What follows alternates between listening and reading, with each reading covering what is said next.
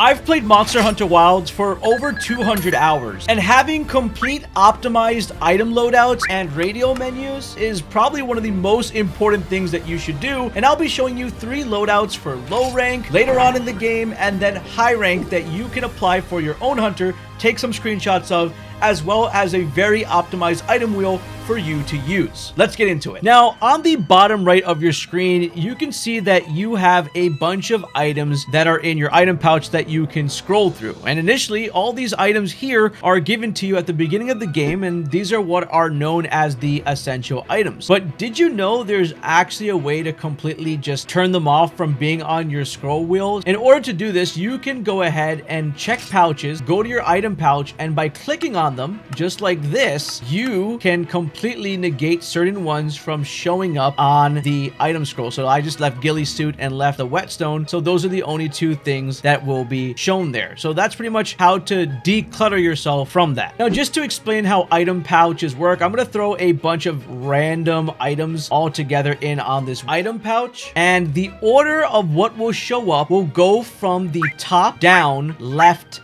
to right. What that means is you'll see Ancient Potion, followed by Max Potion, followed by Mega Potion, followed by Potion, and then everything to the right. Then you'll see Well Done Steak and Ration. So let me just show you that. So there it is, Ancient Potion, Max Potion. So it moves in that order. So if you want to rearrange this, just keep in mind, top down, left, right. All right, let's start to build out the basic loadout that you'll be playing at the early part of this game. The first thing we're going to be focusing on are healing items. These are going to be very essential, well, to heal. The first one is going to be potions. The game allows you to bring a max of 10 of those. Those are going to provide very little healing. The next one after that is going to be mega potions, and the game also allows you to bring 10 of those. Now, there's a little trick that you can do in order to increase the amount of mega potions that you can carry. And in order to do that, we're going to bring certain ingredients. Now, we're going to bring honey. Now, here's how honey works. If you combine a potion and a honey, you end up with a mega potion, which means we're essentially going to bring ourselves 20 mega potions in total by doing this little trick. On top of that, to bring extra healing, we're going to bring 10 herbs because an herb crafts into a potion. So essentially, we have 20 mega potions and we'll have 10 potions. That's a lot. We're already sitting at 30 healing items just with this alone. The next item that we're going to focus on is going to be Max Potion. Max potions are already achievable at the beginning of the game and requires you to have 2 ingredients as well. The game allows you to bring 2, but we're going to increase the total amount to 7 with these ingredients. Items for this is going to be 5 catalysts, and a catalyst is something that you have to craft, as well as 5 mandragoras. We're not going to bring 10, even though the game allows us to bring 10, because we want to match the same amount of the catalyst. That way we can equally just create 5 max potions. And max potions are going to completely fill your health bar. This is not halfway. This is going to be all the way to the max. And let's bring 5. You can do this by selecting the quantity on your PC, your controller, and just like that, we have 5. What I like to do personally when I'm organizing my items is keep the non-craftable ingredients towards the left side, so you can move those over to the left side. But we'll get into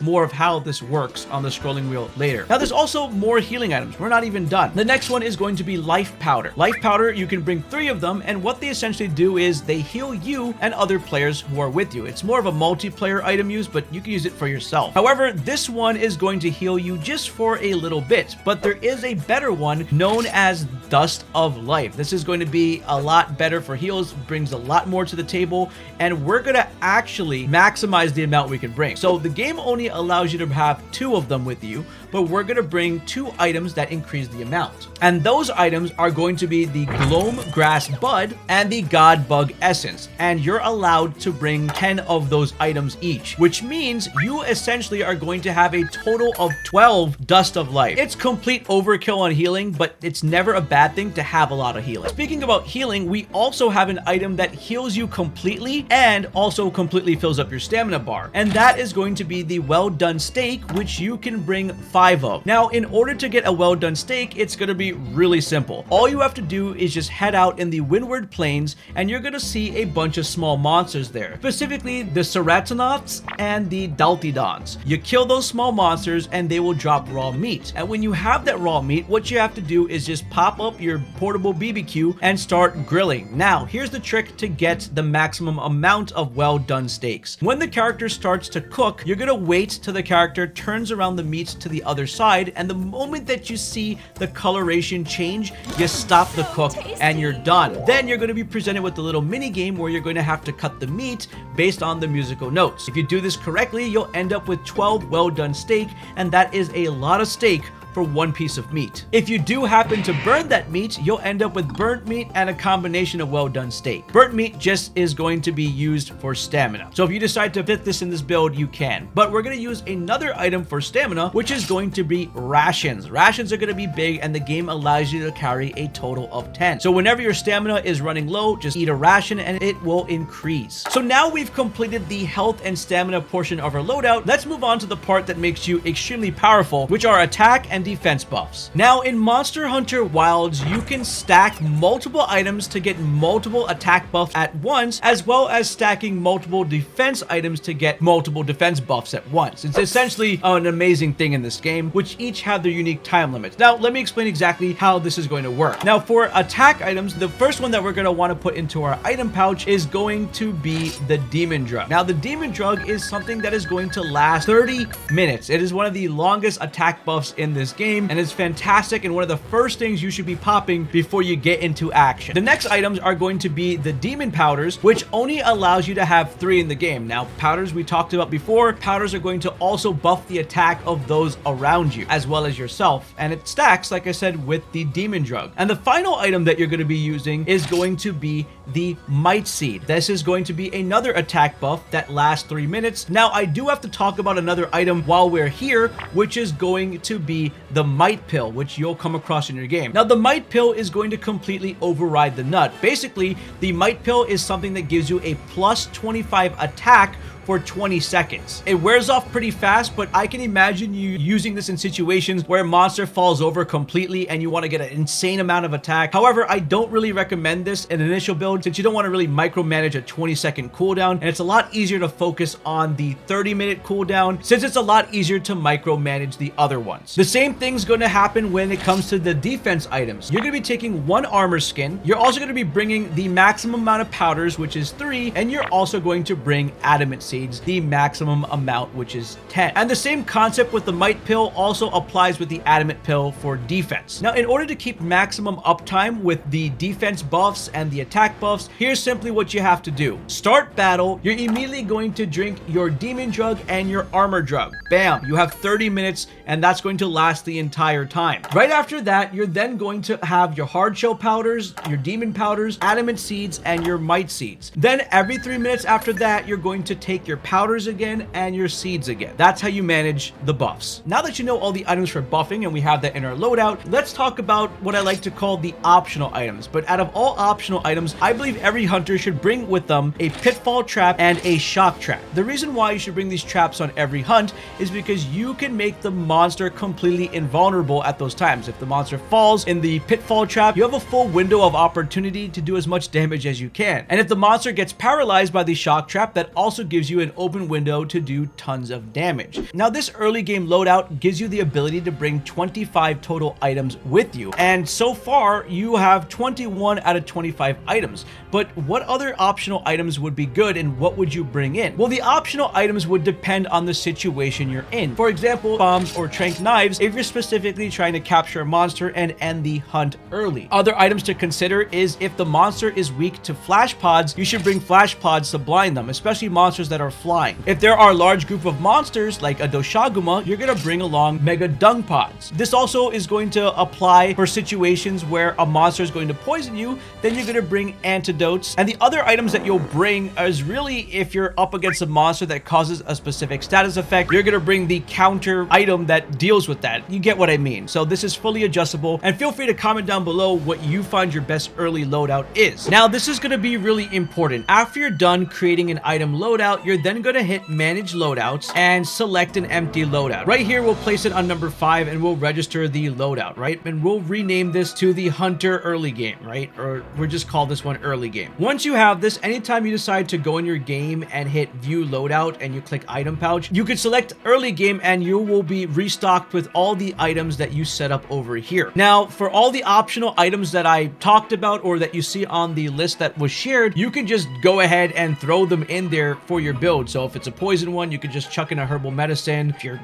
falling asleep on a monster, energy drink, and cleanser, right? So this is all customizable, but I wanted to just give you a base one to use. And for those who just did the starter loadout, you don't have to really go back in the video. Here is a screenshot of everything we just talked about. And here is a list of the optional items that you could bring with you, depending on what you want to fill in. Now let's move on to the low rank, but the later part of the game. Now this next loadout that you're going to be upgrading certain items to is going to be based off one specific material that you get at this point in the game, and this material is known as a Nourishing extract. Now the Nourishing extract can be given to you by 3 specific monsters in this 5th area of the game. You could jump about 10 seconds ahead if you don't want to see that, but for those who are listening, these 3 monsters are going to be the Guardian Doshaguma, the Guardian Ebony Odogaron, and the easy small monster Guardian Sacrets. These are all going to have a chance of dropping the specific material that you're going to use for specific items. Now let's talk about those items that we're going to actually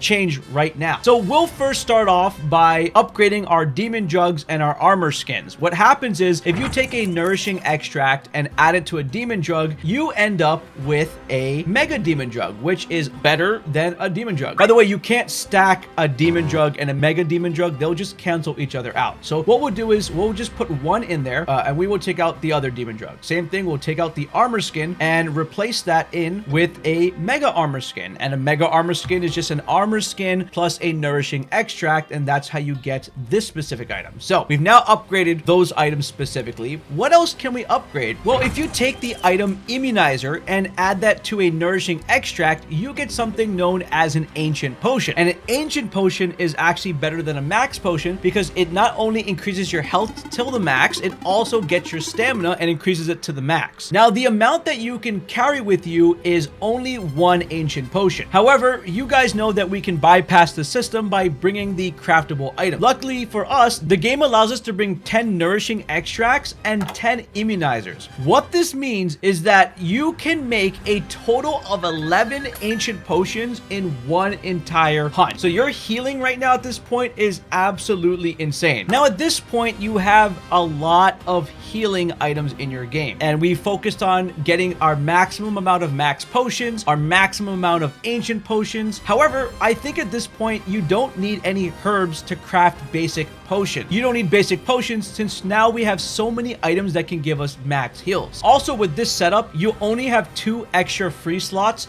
So if you want to keep all these healing items, you can have any other optional items. If you're not too big on having another set of heals, I would get rid of the God Bug Essence and the Gloamgrass Bud, which is the big heal for the multiplayer one, so you can focus on single player heal. But this is totally up to you, and that's why we made this customizable. I'll throw this up on screen right now so you can see exactly what you need to have in your build. Now, this part of the video is going to be for the high rank loadout build. So if you are here and not in high rank, I suggest come back later, bookmark this, and come back after you have reached the spot to see exactly what we're doing. But if you are here and it's high rank time, here's exactly what you need to do. First, I'm going to get rid of the God Bug Essence and the Gloamgrass Bud because I don't think there is really a need right now to have Dust of Life unless you organize it in your own way that you want to heal others around you. What's going to happen is you're going to receive 2 important items in side quests in the game. You're going to receive the Power Charm and the Armor Charm, which when they are in your inventory will give you permanent buffs for your attack and your defense. If you're curious, the Power Charm can be obtained from the side mission as Gatekeeper, and the Armor Charm can be obtained from the side mission called Secure Wounded Hollow. So if you don't have those, that means you didn't do those side missions. Now we'll be adding another item in this game called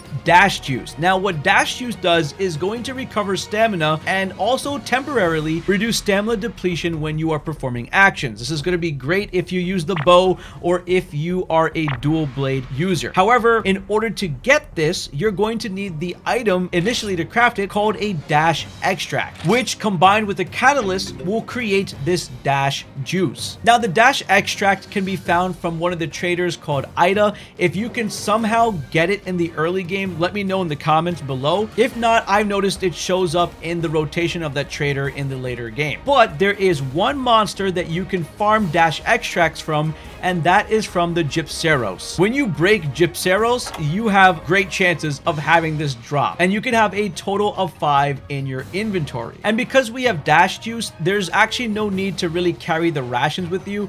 You just need to carry your well done steak and your dash juice, and that should be enough to keep all your stamina needs for your fight. This allows you to have 2 extra free slots that you can put whatever optional item you want on this loadout. And here is a picture or list on your screen for your convenience, so you can screenshot this. Let's talk about customizing one of the most important things, the radial menus. So radial menus are going to be important because these are quick commands you do on the go, depending on what you select, and are going to be completely essential for your playthrough to make things very quick. In fact, when you're selecting a certain item and you have the items in your inventory, it's actually going to craft them. So if I wanted to select a mega potion, it also crafts the mega potion using items if I run out of stuff that's in my inventory. So really cool stuff here. So we're going to click on this option over here, which is going to bring you to this page, and you can see my bunch of custom ones already, which may look different from your game. But first, let me show you how to make one, and then we'll explain the ones I have. So let's head over to this one, and for example, let's say I wanted to make a trap